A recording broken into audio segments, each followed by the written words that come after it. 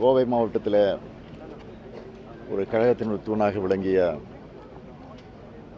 கடந்த சில நாட்களுக்கு முன்பு இரா மோகன் அவர்கள் மறைவேதிட்டார். அந்த நேரத்தில் நான் அவருக்கு என்னுடைய ஆழ்ந்த இரங்கலை தெரிவித்து செய்தி வெளியிட்டிருக்கிறேன். சாதாரண திராவிட முன்னேற்றக் கழகத்தில் ஒரு நகர கழக செயலாளராக இருந்து சட்டமன்ற உறுப்பினராக நாடாளுமன்ற உறுப்பினராக இருந்து பணியாற்றி கழகத்திற்கு பெருமை சேர்த்தவர். அவருடைய மறைவு என்பது கோவை மாவட்டத்துக்கு மட்டுமல்ல, திராவிட முன்னேற்றக் கழகத்திற்கும் மாபெரும் இழப்பாக அமைந்திருக்கிறது.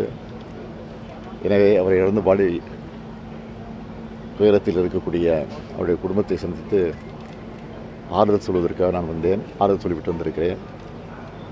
மீண்டும் அவர் இழந்து பாடக்கூடிய குடும்பத்தாருக்கும்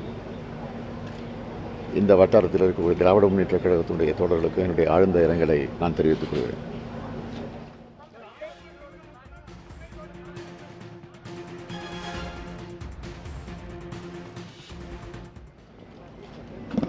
ஈரோடில் நேற்றைய தினம் கலாய்வு நடத்தினேன். கலாய்வை பொறுத்தவரையில் இன்னும் வேகமான வகையில் உற்சாகத்தோடு பணியாற்றுவதற்கு உறுதியெடுத்துக் கொண்டிருக்கிறார்கள். வரக்கூடிய 2026 நாடாளுமன்ற சட்டமன்ற தேர்தலில் 200 என்ற இலக்கை நாங்கள் வைத்திருக்கிறோம். ஆனால் ஈரோட்டினுடைய கலாய்வில் நான் உணர்ந்த உணர்வு என்ன என்று கேட்டால் 200 தாண்டி வருமோ என்ற எண்ணம் எனக்கு ஏற்பட்டிருக்கிறது. என்னங்க, அதை சட்டப்படியாக சந்திப்பார்.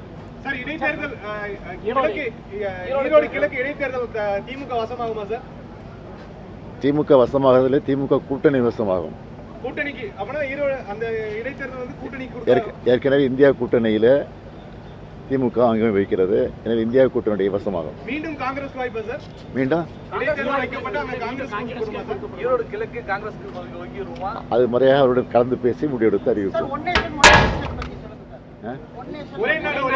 பல நேரம் நான் சொல்லியிருக்கேன், அது கொடுமையான ஒரு முடிவு. அது ஜனநாயகத்தை படுகொலைக்கு தள்ளக்கூடிய நிலையில் அந்த ஒரே நாள் ஒரே தேர்தல் என்பது ஒரே தேர்தல் என்பது நிச்சயமாக அது ஒரு ஜனநாயகத்தை படுகொலைக்கு தள்ளக்கூடிய மோசமான செயலாகும்.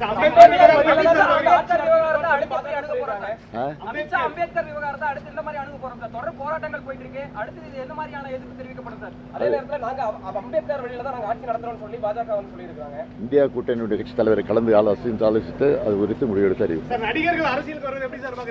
நல்லா பார்க்குறேன்.